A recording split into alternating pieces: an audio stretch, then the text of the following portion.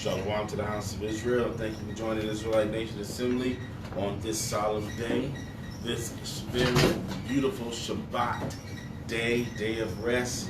Thank all of you for joining us wherever you may be, in your homes and in your cars. Hopefully you're not watching the video while you're driving, or at Granny's house.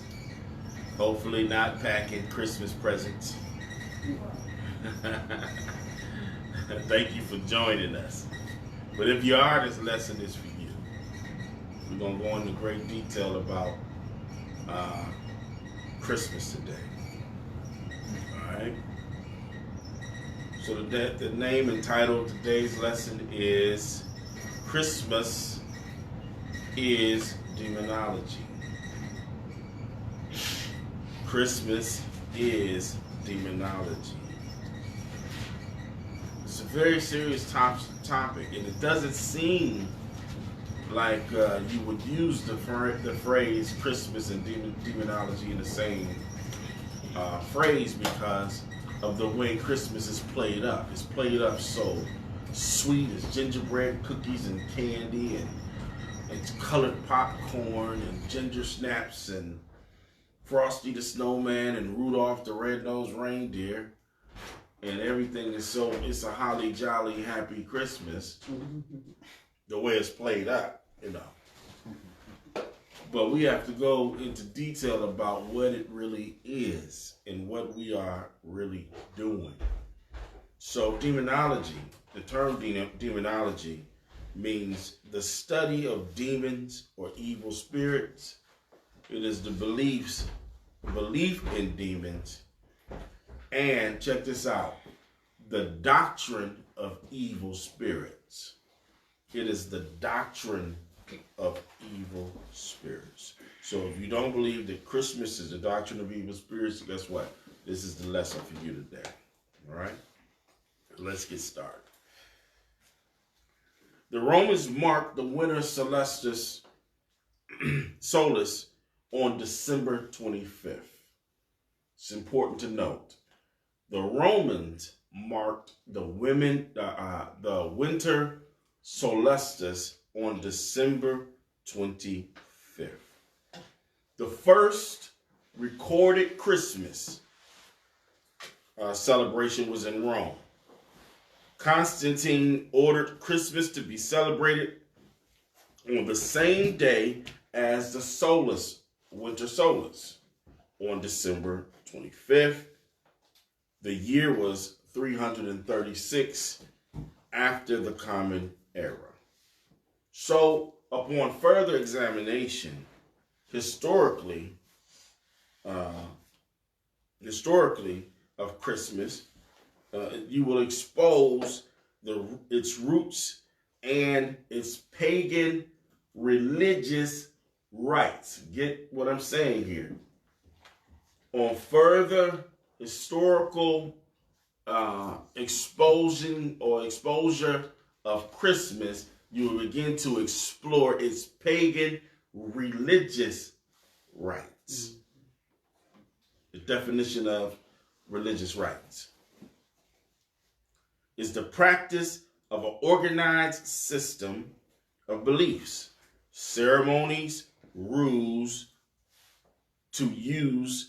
are used to worship a god or a group of gods. It is an interest, a belief, an activity that is very important to the person or group. A religious rite is worship, how you serve or how you worship. The Bible shows us that we will offend Yah if we try to worship him in a way that he did not approve of. He gives us certain ways to worship him, how we should obey him, and he gives us a guideline on how we should do it. But when we step outside of that norm, when we step outside of that and we start to go our own way, then this is something he disapproves of. Now I'm going to go to the Bible to pull out two examples of how this happened personally and as a group. And it's very familiar scriptures, but we're going to see how it happened personally, the first time, and as a group on the second scripture. Give me Genesis 4 and start at the 3rd verse. Genesis 4, verse 3. And in process of time it came to pass that Cain brought of the fruit of the ground an offering unto the Most High. And Abel, he also brought of the firstling of his flock and of the fat thereof. Worshiping. They were coming to worship Yah. Come on. And the Most High had respect unto Abel and to his offering. But unto Cain and to his offering he had not respect. He had not respect. What verse is that? 5. Read verse 5 again. But unto Cain and to his offering he had not respect. He had not respect. He had not respect because he did not approve of the way Cain was worshiping. I didn't authorize you to do this. I didn't tell you to do this. You have to do it the way I want you to do it. Here's the next verse. I ain't finished that one. You didn't finish it? No. Okay. And Cain was very wroth, and his countenance fell. And the Most High said unto Cain, Why art thou wroth? And why is thy countenance fallen? Come on. If thou doest well, If you do well, mean if you obey me. Come on. shalt thou not be accepted? You're going to be accepted as well. If you obey me, you're going to be accepted as well. We see here, Yah is talking to Cain. This is a personal thing right here. I told you to obey me.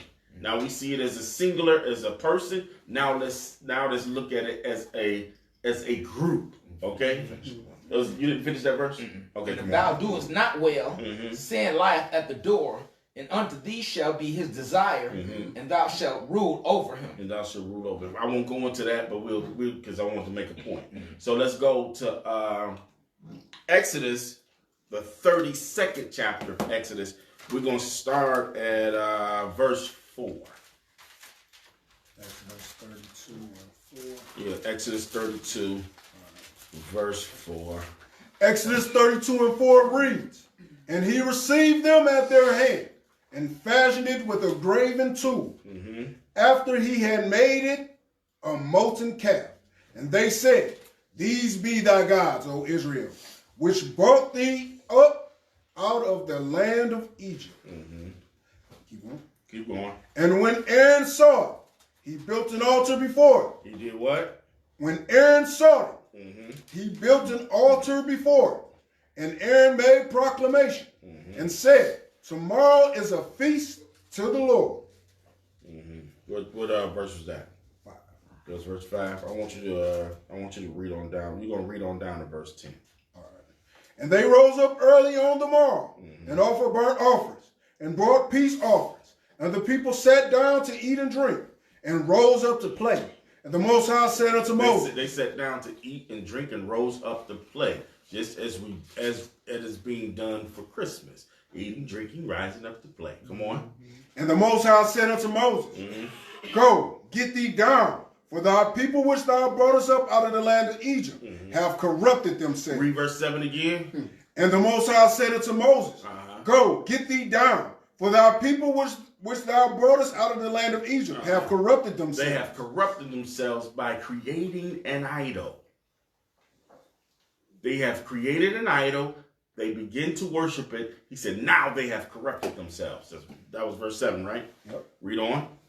They have turned aside quickly out of the way which I commanded them. Which I commanded. You did something different than what I commanded. Come on. They have made them a molten calf and have worshipped it. They did what with it? They have made them a molten calf and have worshipped it. Read on. And have sacrificed thereunto and said, These be thy gods, O Israel. Read on.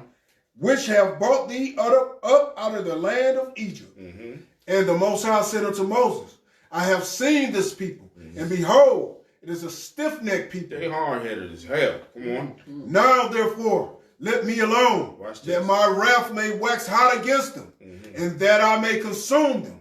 I will make of thee a great nation. I will make you a great nation. Well, I'm going to kill every last one of them, and then I'm going to start over with you, Moses. That's what he said. That's what he said. So, the Bible tells us that we ought not to learn the way of the heathen. That we ought not to worship like they worship. I mean, if y'all stick with me, I'm just laying a little bit of groundwork here. I'm going to get there. For sure.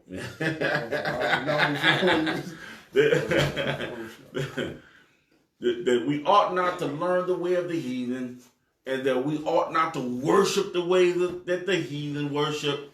As a matter of fact, he calls us his rightful executors of his law, and that he has shown no one else his word, none but Jacob and Israel. He do not know any other nation. Give me Jeremiah. Give me Jeremiah 10:1. That's where I was going the first time. Jeremiah 10:1. Jeremiah 10, verse 1. Hear ye the word which the Most High speaketh unto you, O house of Israel. Keep going. Thus saith the Most High, learn not the way of the heathen. Learn not the way of the heathen. Don't do what they do. And be not dismayed at the signs of heaven. Read that part again.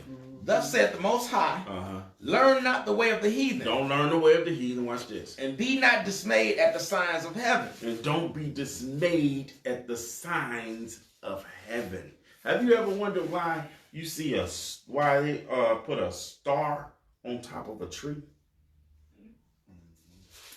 Like for Christmas. You know what I'm saying? You got the Christmas tree, and then they set a star on top of a tree. Yeah. What? That imagery symbolized something. Yeah, they still. Because why would a star be on top of a tree? Right. You understand what I'm saying? They always say this, but they're dismayed. That the North Star is the sign of heaven. Mm-hmm. The scripture tells, don't be dismayed at it. Don't be at all at it. Don't be in fear of it. Because he gave us his laws, his statutes, commandments. He tells us through his word, I created that star. So worship me. The heathen says, I'm just going to worship the star. Mm-hmm. They are dismayed at the sign. They have always been dismayed at the signs of heaven. Read. Mm-hmm.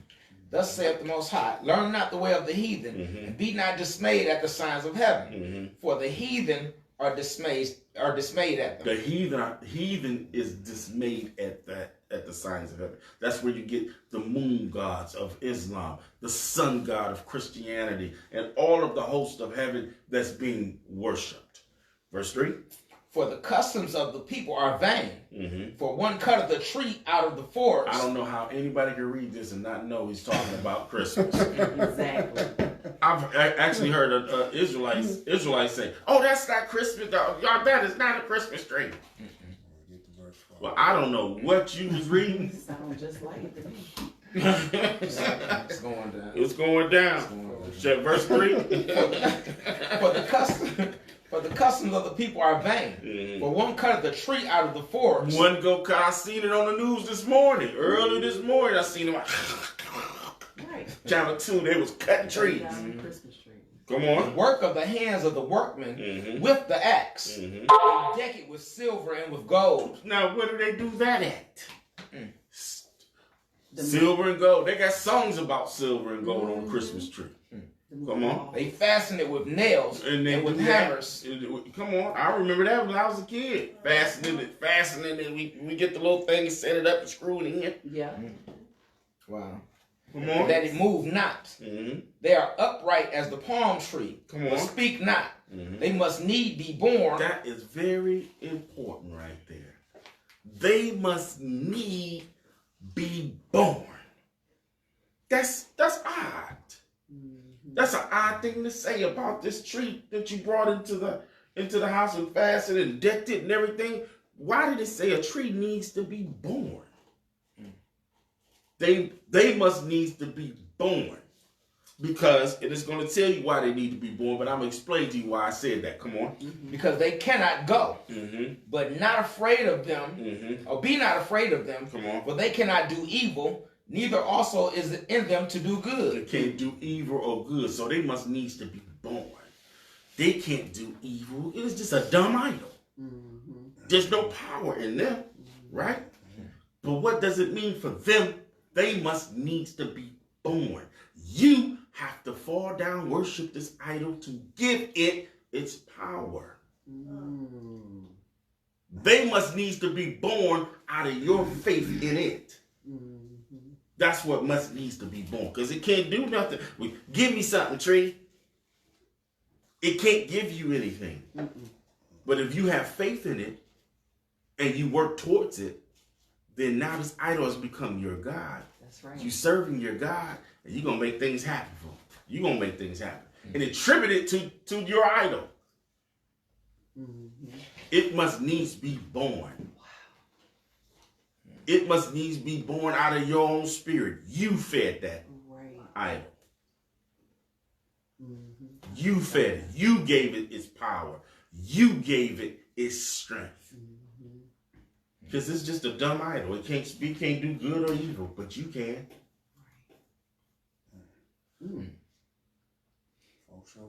So after dressing the idol, after silver and gold, and I remember they used to run strings of popcorn and all this kind of stuff. And what you call those little not the tinsel, the little gold, the little red and white and yellow balls they hang on there. That's the silver and gold. Yeah, all of that symbolize something. We're gonna get to it too. After dressing it, there's a two-step process to a Christmas tree.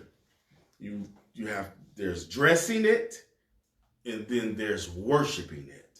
But people don't understand how they worship. Just Christmas tree. What do you mean? I don't worship no Christmas tree. Bring it in, dress it up, boom, boom, boom, boom, boom. I'm not worshiping it. There's a two-step process. First, you dress your idol, and then you worship your idol by how do you put Christmas presents under a tree, and how do you receive Christmas presents? You bow to it. You bow to it. If you see your children and even grown adults, they all get on the ground under the tree. They do. And they reach in a prostrate. I want everybody looking at me. They reach prostrating themselves before the tree. You're right. You're right. They're praying to the tree. You're right. And they're praying and asking for something, and the tree is producing something, a gift. You laying prostrate to this tree, to this idol, and you giving this idol power by feeding the idol a gift and by getting something in return. This is a form of worship. This is a form of worship. And people are very unaware about what they're doing. Right. This is idol worship. Give me Isaiah 46. Isaiah 46 and verse 6. Isaiah 46 started verse, I want 6 and 7. Isaiah 46 verses 6 and 7 read. Watch this. They lavish gold out of the bag and weigh silver in the balance. Come on. And hire a goldsmith. They dress their idol. Come on. And he maketh it a god. They fall down. They do what? They fall down. They fall down. Come on. Yeah, they worship. Yeah. Oh, yeah, they worship. Oh, yeah, they worship. They fall down and they worship. Verse 7. They bear him upon the shoulder. They carry him and set him in his place. And he standeth. From his place shall he not remove. Yeah, one shall cry unto him. Yet can he not answer. Nor save him out of his trouble. These Christmas trees cannot save us out of our trouble. The so-called black man in this country cannot be saved by Christmas. It's a band-aid on a gaping hole. A gaping wound. To appease people for a moment. And to tricking them into believing they happy. You're right. Nothing else is going on in the world. Ooh, I'm so happy. Ooh. Merry Christmas, so happy. You still going through hell. That's right. But it's a Merry Christmas, huh? On top of that.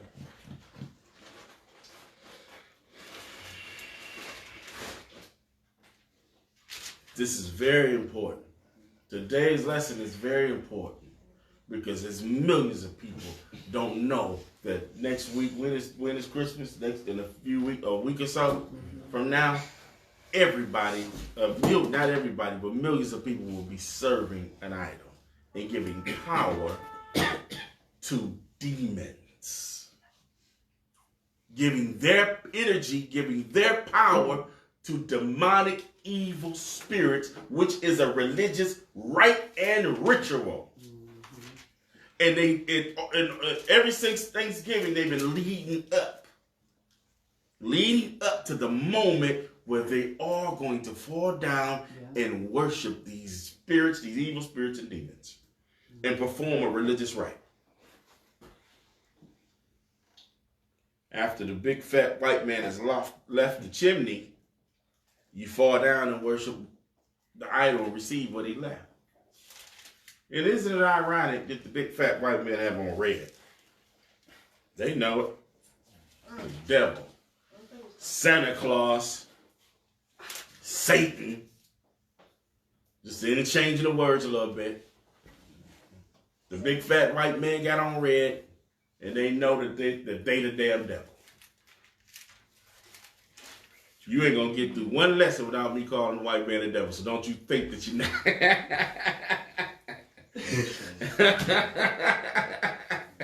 I'm gonna find a way to get it in there some kind of way.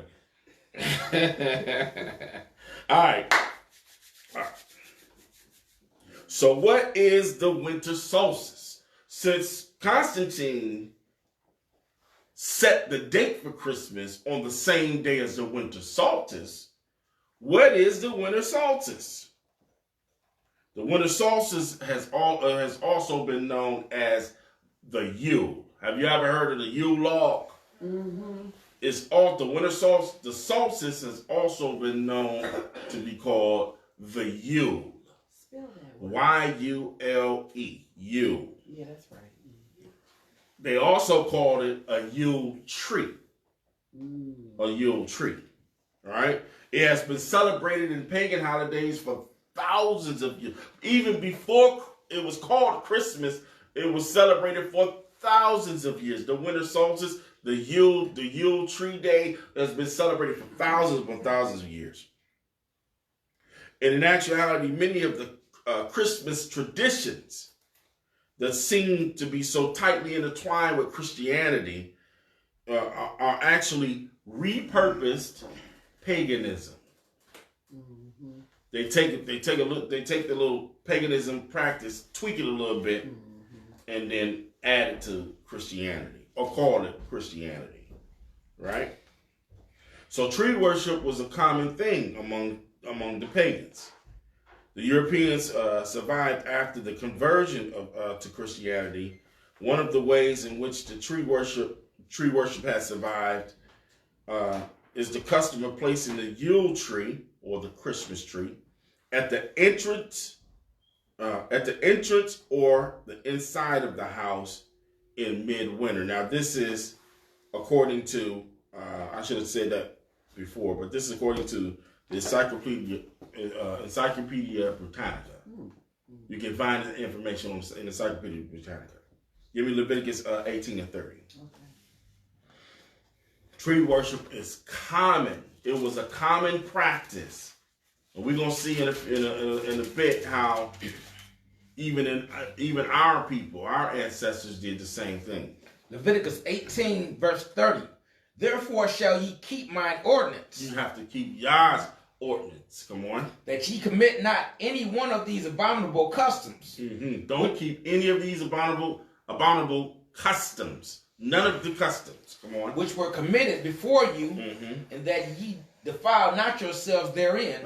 I am the Most High, your Yah. Not only was the Yule tree used as a symbol of worship for thousands of years before it became known as the Christmas tree, evergreen trees were seen as symbols of continual life, especially at the time of the solstice.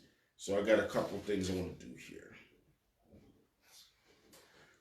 I want to go through the practices that, like I said, this festival didn't just begin with the Europeans. This festival, or this Christmas, or this Yule tree worship, this evergreen tree worship, or the winter solstice has been going on for thousands of years. Give me 2 Kings 23:5, because the practice was found among many in Israel as well. We can see it all over the Bible. Our ancestors did this stuff too. 2 Kings chapter 23 verse 5 reads, "And he put down the idolatrous priests, whom the kings of Judah had ordained to burn incense in the high places in the city of Judah, and in the places around about Jerusalem.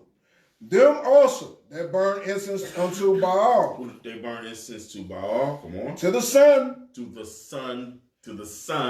And the sun gods. Come on. And to the moon. And to the moon gods. Come on. And to the planets. And to the planets. Come on. And to all the host of heaven. You're being dismayed at the host of heaven. Come on. And he brought out the grove. And he did what? And he brought out the grove. He brought out the grove. He brought out the grove. Read.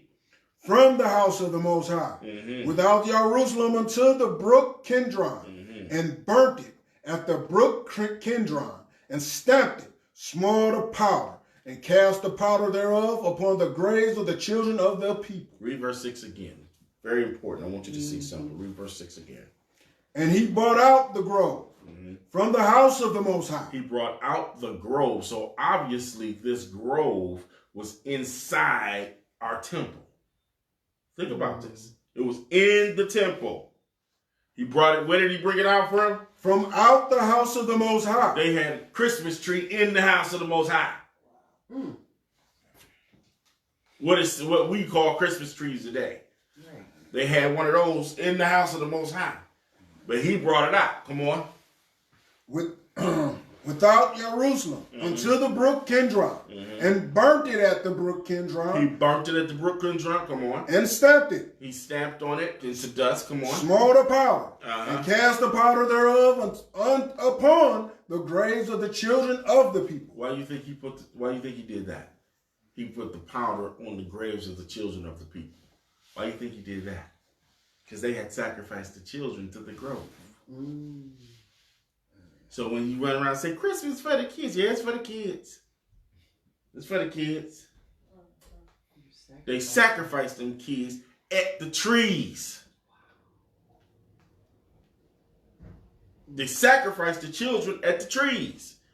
So the righteous man that came out, he came out, he took the righteous brother came out, and he took the tree out, the grove out of the house of the Most High, burnt it, stamped on it, and then he spread the dust on it, because he spread the ashes on the graves of the children that they had killed or had did child sacrifice to. Read verse 7. And he brake down the houses of the Sodomites. He did what? And he brake down the houses of the Sodomites. So not only were they sacrificing children, but in the groves they had Sodomites who were prostituting themselves in the groves. That's why you think, go on YouTube and go to any church, just pick one. You're going to see some dude in there, some brother in there with his hand going like this, real high, full of homosexuals. You ain't never seen them clap like that? You ain't never seen them? I was trying to figure out what I was talking about. They got that high clap. I don't know why they clap like this.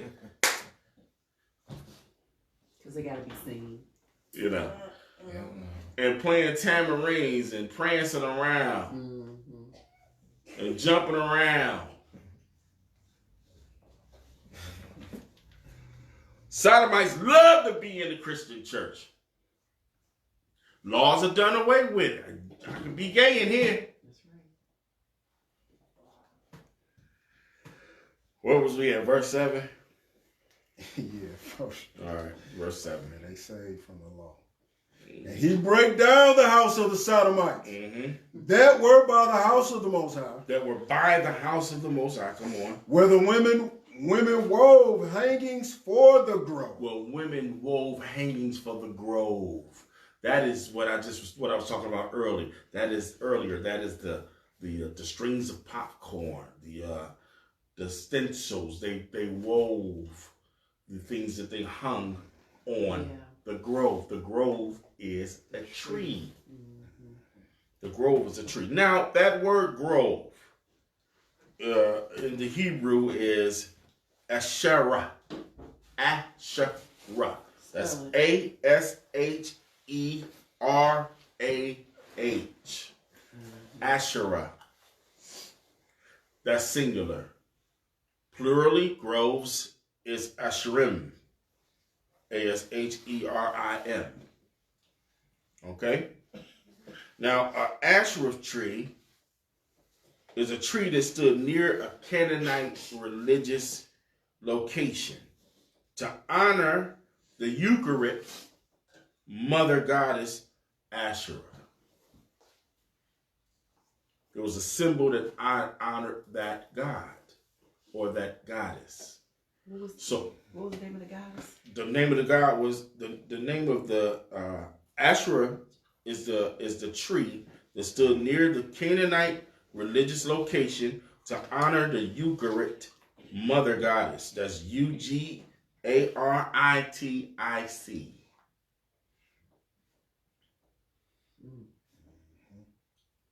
All right. It is also where you get the Canaanite goddess Ashtar, Astarte, the feminine of the Assyrian Ishtar, Ishtar. Its symbol was the stem of a tree deprived of its boughs and rudely shaped into an image and planted in the ground. These pagan religious symbols, Asherah or groves, are frequently alluded to in Scripture. Let's go to Exodus 34 and 13 because we're going to find these groves or Asherah trees throughout Israelite history. We'll see us doing these wicked things. Exodus 34 and 13. But ye shall destroy their altars, break their images, and cut down their groves. And cut down the groves, their trees, their Asherah trees. Verse 14. For thou shalt worship no other God, for the Most High, whose name is jealous, is a jealous. Is that it? Give me Judges 6 and 25. I want verses 25 and 26. Judges chapter 6 verses 25 and 26 reads, And it came to pass the same night that the Most High said unto him, Take thy father's young bullock, even the second bullock of 7 years old, and throw down the altar of Baal. Throw down the altar of Baal that thy father have, and cut down the grove that is by it. And cut down the tree that's by Baal. And cut down the tree that's by it. Come on. And build an altar unto the Most High thy power. Come on. Upon the top of this rock, in the ordered place. And take the second bullock, and offer a burnt sacrifice with the wood of the grove. Take the tree that you cut down. That's how you know the grove is a tree. Right. Because he said we cut it down and take the wood of the grove and do what with it? Which thou shalt cut down. Oh, and offer a burnt sacrifice with the wood of the grove, which thou shalt cut down. And offer a burnt sacrifice with the wood that you cut down. You cut down these groves, these trees, then take that wood and burn it in the fire. Was that all 26? Yep. All right, now give me 1 Kings 16 and 33. I want Ira to get that one for me, and I want you to get 2 Kings 21. 1 Kings chapter 16 verses 33 reads, And Ahab made a grove And Ahab did more to provoke the Most High Yah, the power of Israel, to anger than all the kings of Israel that were before him. This is the only verse we're going to right here, but this is an important verse. Read it again. Read it again. That is an important verse right there. And Ahab made a grove. And Ahab is the king of Israel. Y'all know that, right? Mm-hmm. He's an Israelite king. Ahab made a grove. He made a tree, just like you got plenty of churches that got trees in there right now. Mm-hmm. He made a grove. He made a tree. Come on. And Ahab did more to provoke the Most High Yah, the power of Israel, come on, to anger than all the kings of Israel that were before him. Any of the kings that lived before him, the Most High had not been angry with them as angry as he was with Ahab. He said, "This man is crazy." He didn't, because you know what he did? He brought the trees in the temple. He brought him in the temple. Lost his mind. Lost his mind. Give me 2 Kings 21. We're reading 1 through 16. Oh, yeah. 2 Kings 21, 1 through 16. Manasseh was 12 years old. Bro, let me find it too.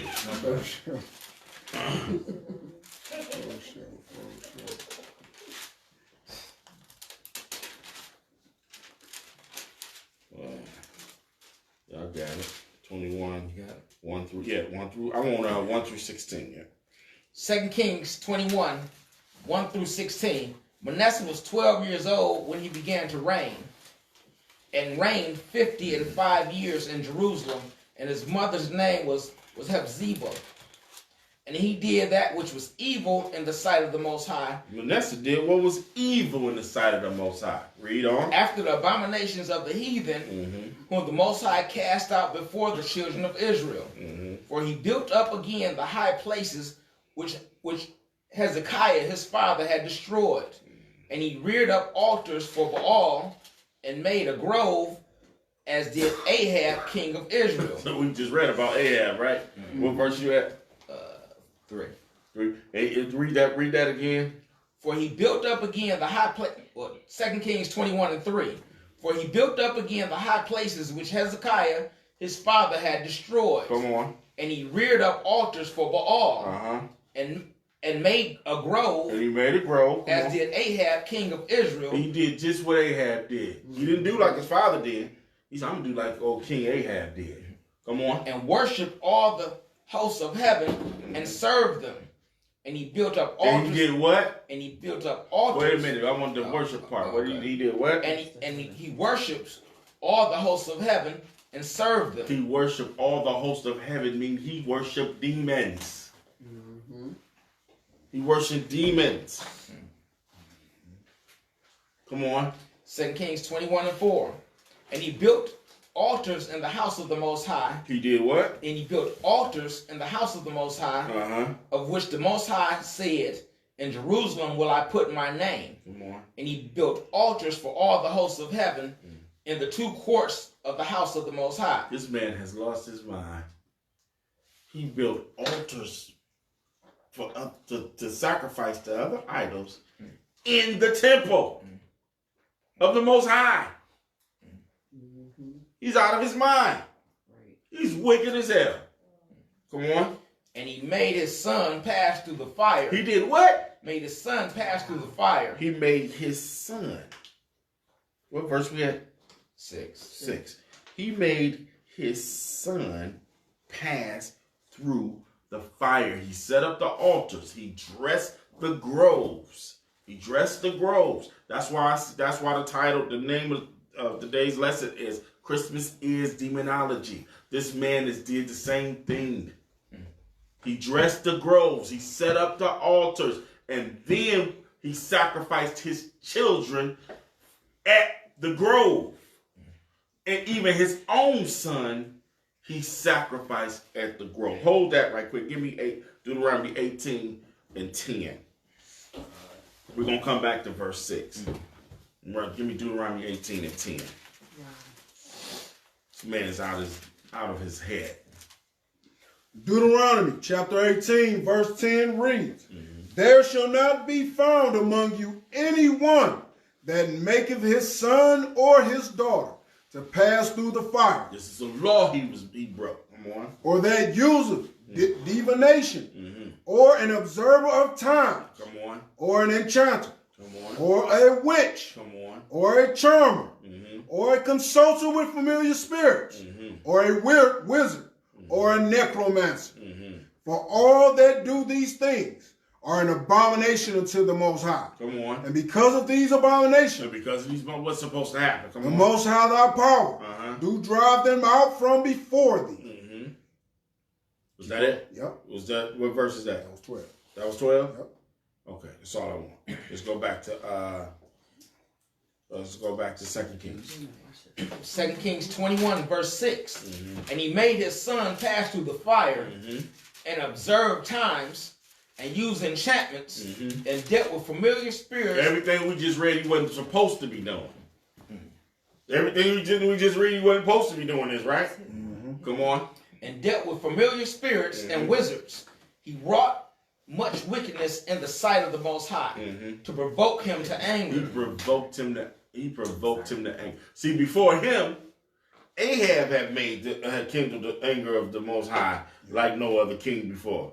Now it's him. He's after Ahab. Now it's him. Come on.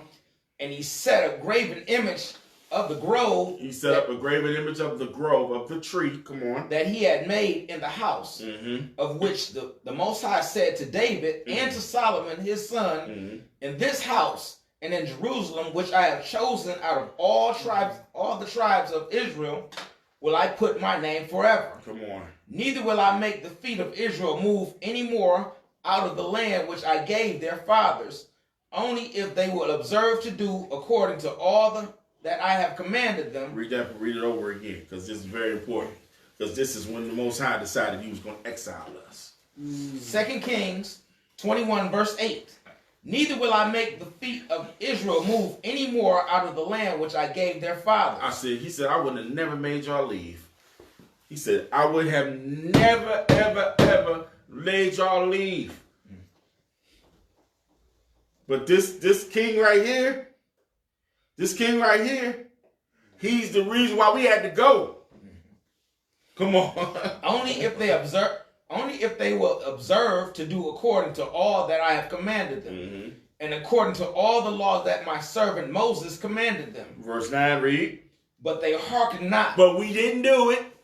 We setting up idols inside the house of the Most High. Come on. And Manasseh seduced them to do more evil than did the nations whom the Most High destroyed before the children of Israel. We did more than what the heathen did. Not only did we learn their way, but we added to it. Yeah, we do. We added to it. We still do. As we do today.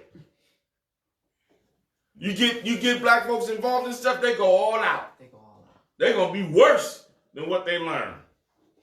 Read. And the Most High spoke by his servants, the prophets, saying, because Manasseh, king of Judah, have done these abominations and have done wickedly above all the Amorites did, which were before him, and have made Judah also to sin with his idols. With these idols, what are you going to do? Therefore, thus saith the Most High Yah of Israel, watch this. Behold, I am bringing such evil upon Jerusalem and Judah, watch this, that whosoever heareth it, when you hear about what I'm going to do to you, Israel, come on, both his ears shall tingle. Your ears going to hurt. But what I'm going to do, what I'm about to do to you, your ears going to be like, ooh, wee. Wow, did he do that to them? Goodness.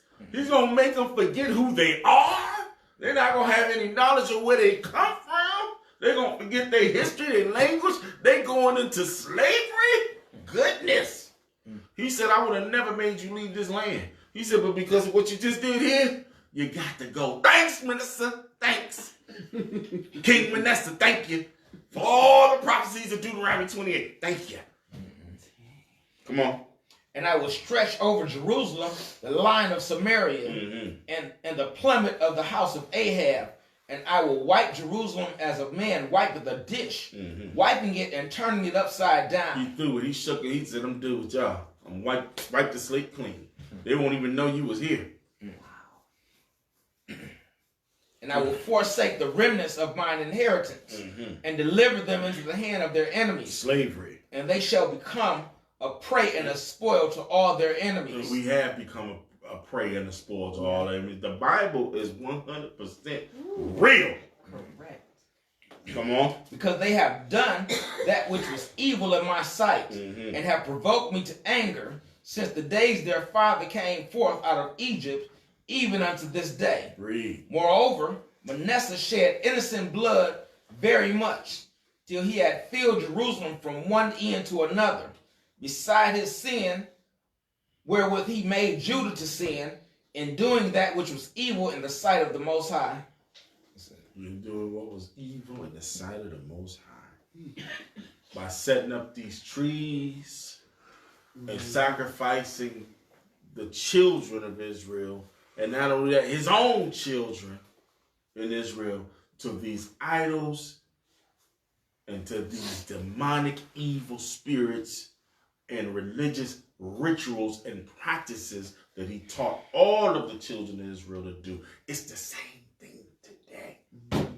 It's the same thing. Setting up these trees and these groves and everything, it's for the kids. I know it's for the kids. That's what they used to say then too. We get these groves together for them kids. You better believe it wasn't no bad kids then. Everybody was trying to be nice.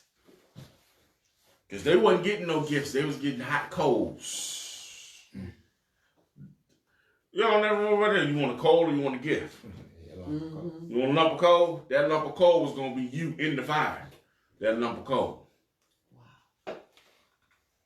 Give me 2 Kings 16 and 1. Let's start at verse 1. Israel was stiff-necked. A stiff-necked people. Can you believe that? He didn't deliver us. He didn't have manna. He didn't gave us a kingdom. There was a reign with David and with Solomon and all the kings of Israel. And we done fought wars. We done beat these people back. We done subdued them. And then here we go, setting up groves. And when you tell people, you ought not to celebrate. Don't do that. That's against the laws of Yah. Man, you crazy. It's the same thing then. I don't want to hear that. I don't want to hear that. But the next time, you won't be no prophets telling them. Won't be no prophets telling them. It's going to be the Messiah himself. Tell him you don't want to hear it. You see what happened to you. 2 Kings 16 and 1.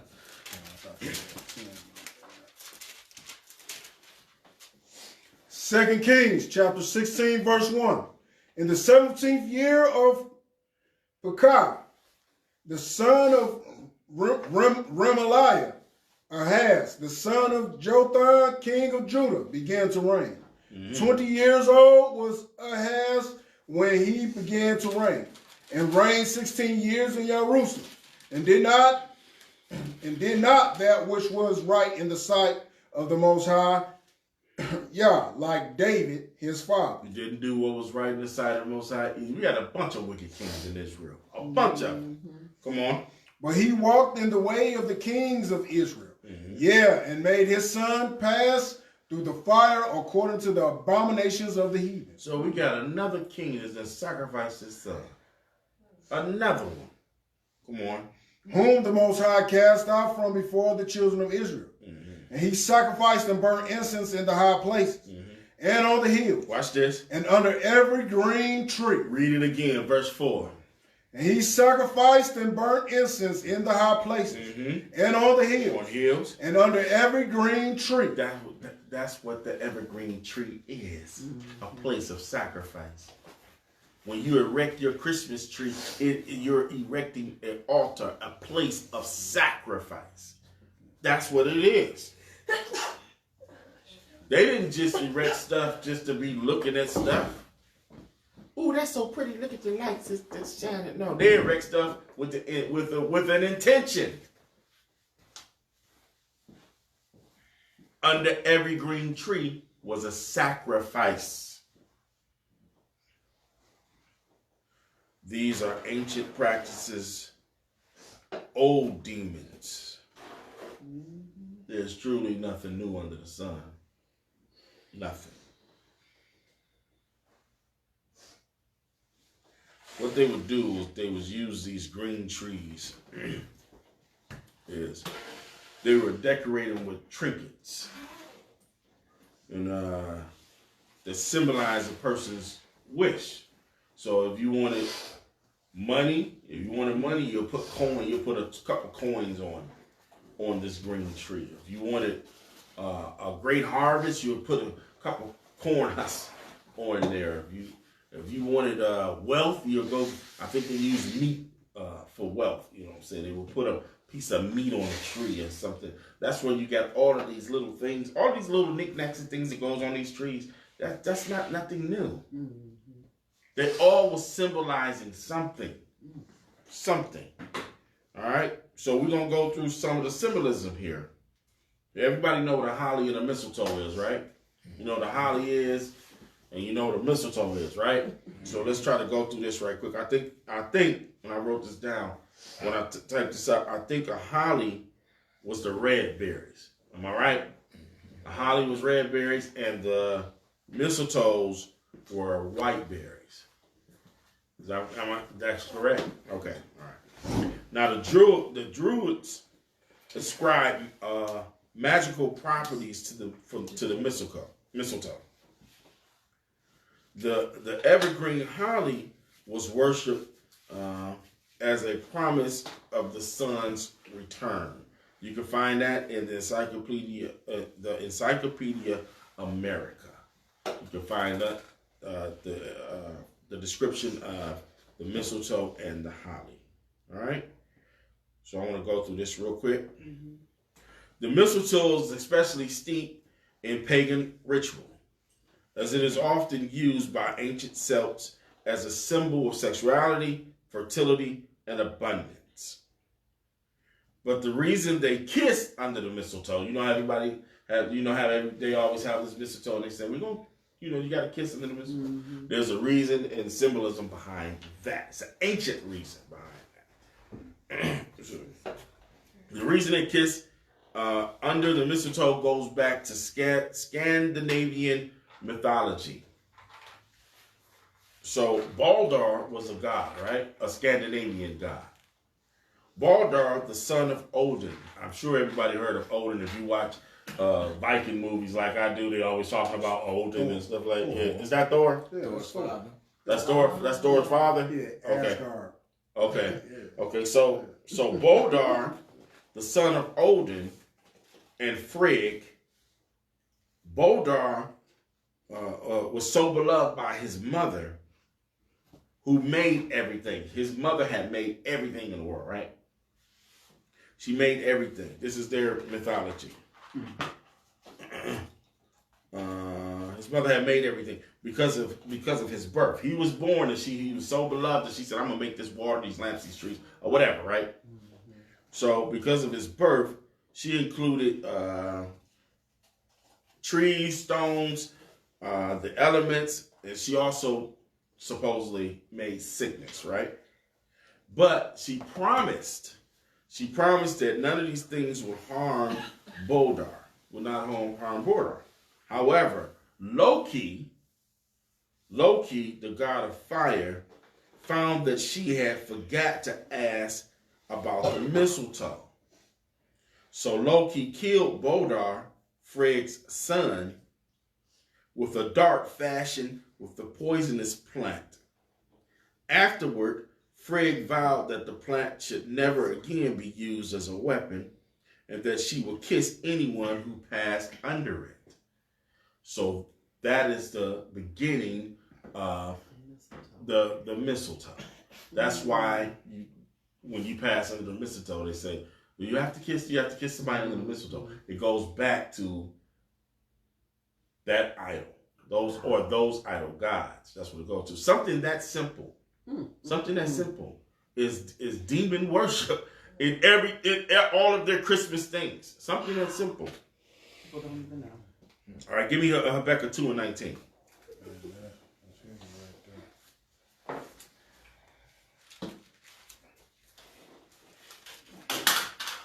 Habakkuk 2 verse 19.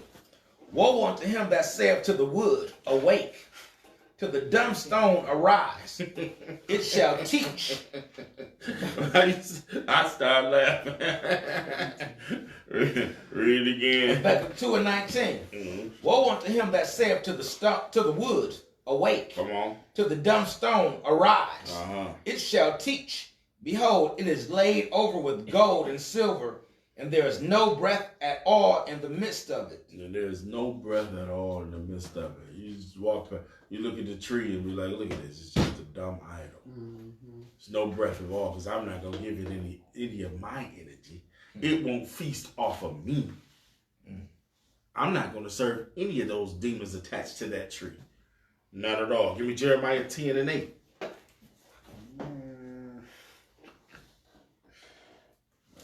Jeremiah 10 and 8. Yes, sir. We just going through these little scriptures. These scriptures, they answer. They give you the answer. Jeremiah chapter 10 verse 8 reads, but they are altogether brutish and foolish.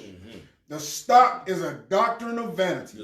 Their stock is a doctrine of vanities. Christmas is a doctrine of vanity.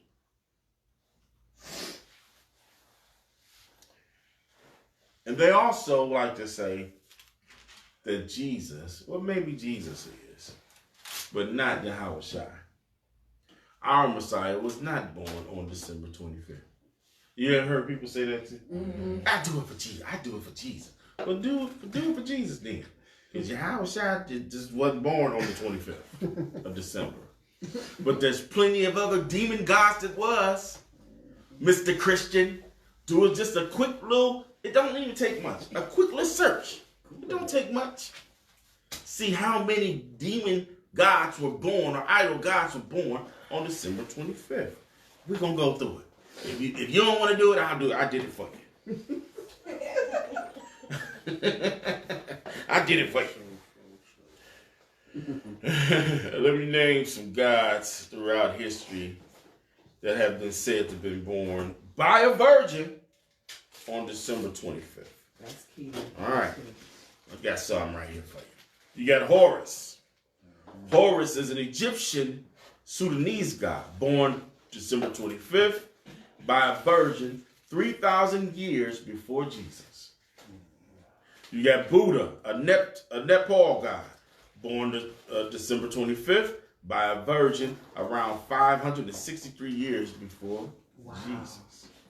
You got Krishna, an Indian god born December 25th by a virgin around 900 years before Jesus. You got Zarathustra, an Iranian god born the 25th of December by a virgin around 1,000 years before Jesus. You got Hercules, a Greek god born December 25th by a virgin around 800 years before Jesus. You got Mithra, a Persian god born December 25th by a virgin 600 years before Jesus. You got Dionysus, did I say that right?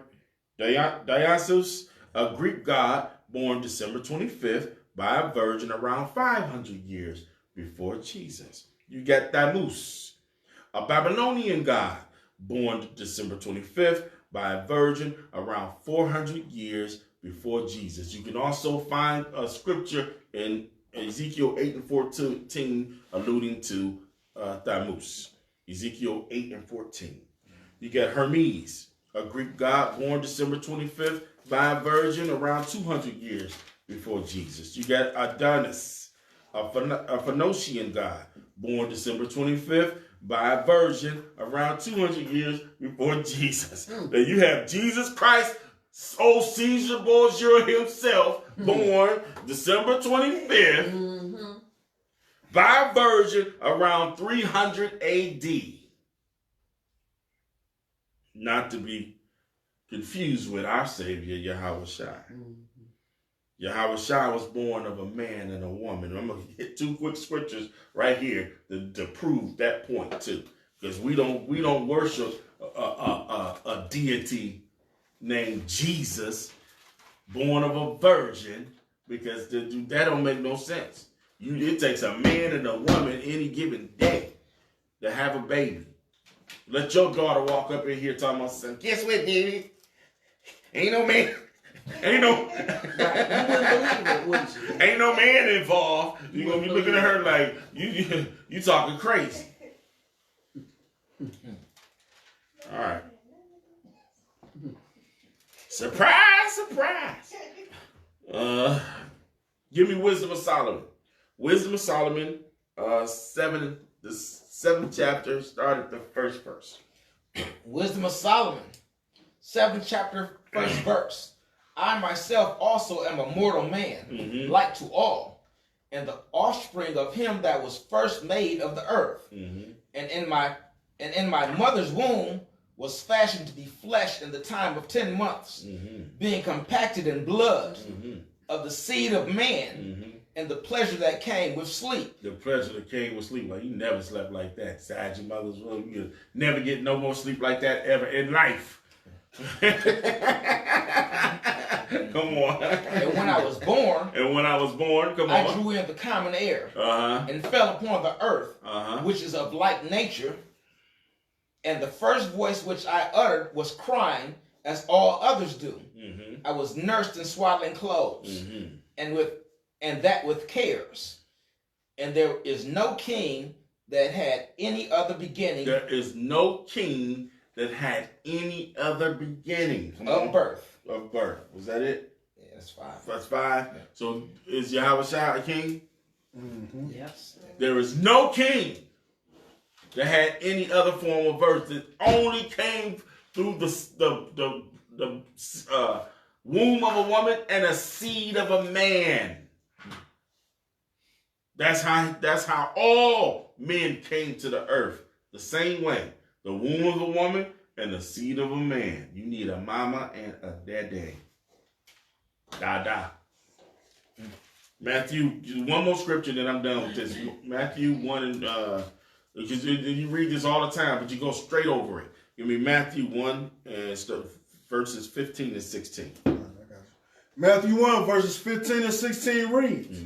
And Elul begot Eleazar, and Eleazar begot. This is the genealogy. This is the genealogy of Yahushua. Come on. And Eleazar begot Mathan, and Mathan begot Yaakov, and Yaakov begot Joseph, the husband of Mary. Then Yaakov begat Joseph, the husband of Mary. The subject here is Joseph. Read. Of whom was born Yahushua. Of who was born Yahushua. It mentions Mary, but the subject was not Mary. The subject was Joseph. Because from the beginning of the text, it went all of the male descendants, did it not? It got to Joseph, the subject is Joseph. It added Mary, of whom Yahushua was born, was talking about of Joseph. It don't make no sense for the writer to keep going all the men, then you get down here, it's a woman. I'm going to add, put a woman. No, it's talking about Joseph. But the narrative try to make you believe that he's talking about Mary. No. Simple. It's a simple scripture. Simplicity of the scriptures right there. So in 313, Constance issued the edict, what is called the Edict Milan. The Edict Milan is Constantine's program and plan was to gain support from both Christianity and other paganistic religions. This is found in this book called The Conversion of Constantine. The Conversion of Constantine. Constantine, the pagan ruler, adopts a religion called Christianity and becomes a Christian. In the time of Constantine, there was a powerful cult named Deus Sol Invictus. Deus Sol evictus. And at its height, it had the portrait of the sun god made on all of its coins. So what is the sol evictus? Deus sol evictus means the unconquered sun god. The unconquered sun god. And it was a religious title applied to at least 3 distinct deities during the latter empire, Roman Empire. One deity was named El Gabal. The other deity we just mentioned, Mithras, was born December 25th. I forgot how many years before Jesus Christ. Mithras was the second deity, and the third deity is named Sol. The early cult of Sol Indies, the native sun or the invoked sun. So Dies Sol Evictus was formed similar to the imperial pious Felix Evictus. I'm sorry about all this Latin. We just got to get through it. Yeah, I understand. All right. It means to be dutiful, fortunate, or unconquered. The Romans held a festival on December 25th to celebrate all 3 of these deities. They held the festival on December 25th called Dies Datelis Solis Evictus, the birthday of the unconquered sun. The use of the title Sol Evictus allowed several solar deities to be worshipped. I'm going to read that again. The use of the title Sol Evictus allowed several, demonology, several solar deities to be worshipped together. So it's not just one deity you worshiping on Christmas. There's several deities that you are worshiping on Christmas. Allow several solar deities to be worshipped together, including Gabal, Assyrian sun god, Sol, the portrait of God of the empire, Emperor Aurelian, and Mithras, a soldier's god of Persian origin. Egabulus, I think that's what it is. It's Latin. Okay. Introduced the festival, and it reached the height of its popularity under Aurelian, the Emperor Aurelian, who promoted it, watch this is where I was going, who promoted it as an empire-wide holiday. That was the inspiration for Christmas. So the Romans is the first, Rome conquered the known world. So they were the first ones that got all of these guys together on one day, the winter solstice, and so we're going to worship them all on the same day, December 25th. So if you don't think that this is a ritual, an evil spirit, demonic ritual, hidden in things like Frosty the Snowman. Yes, it is. Give me Matthew 24 and 24. We're almost done. Matthew 24 and 24. Matthew 24, verse 24. For there shall arise false messiahs and false prophets, and shall show great signs and wonders, insomuch that if it was possible, they shall deceive the very elect. They'll deceive the very elect if it was possible. If it was possible, the very elect will be deceived. Jump up to, I think it's verse 22. I think so. I think it is. Matthew 24 and 22. Yep, it is. And except those days should be short. Except these days be shortened, come on. There should no flesh be saved. There should no flesh be saved. If he don't hurry up and come, it is gonna wipe us all out. But for the elect's sake. But for the elect's sake, for the sake of the elect, come on. Those days shall be short. Those days gonna be short. He gotta shorten them days. Come on. Then if any man say. That's it. That's all I wanted, right? That was verse 22. That's all I wanted. You gotta shorten them days. There's no flesh to be saved. We'll wipe us all out. This man is so evil, so wicked, so cunning, and so conniving. Romans 12 and 9.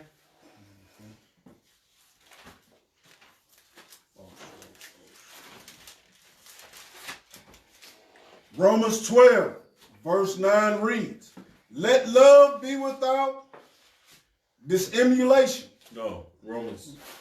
Did I say Romans? I'm sorry. I meant Revelations. I'm sorry. For sure, I got you. Revelations 12 and 9. Yeah, Revelations 12 and 9.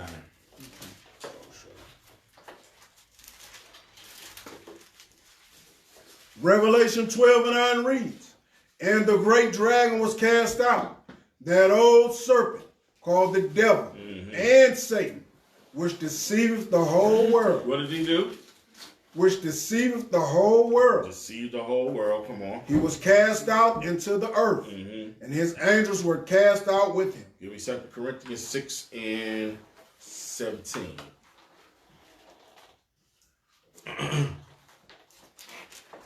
Second Corinthians 6 and 17. Wherefore come out from among them. Come on. And be ye separate. Come on. Saith the Most High. And touch not the unclean thing. Come on. And I will receive you. And I will receive you. If you don't touch the unclean thing and you worship the Father the way he told you to, the way he approves of you worshiping him. And I said, no, I'm just worshiping Jesus and I'm going to sit down. No, you worshiping the devil. He did not authorize that. No, he did not. 19? 18, read it. Yeah. Wherefore come out from among them, and be ye separate, saith the Most High, and touch not the unclean thing, and I will receive you, and I will be a father unto you, and ye shall be my sons and daughters, saith the Most High Almighty. Hallelujah. And with that being said, we say hallelujah. Hallelujah. We hope that you have learned something from today's lesson, that you will glean from it, and you will take it to heart. And hope your mind was opened up. Some of you Christians that watch online, thank you for watching, Mr. Christian. I hope you learned something. All right. So with that being said, till next time, we say, heaven shine upon you and give you peace. Shalom.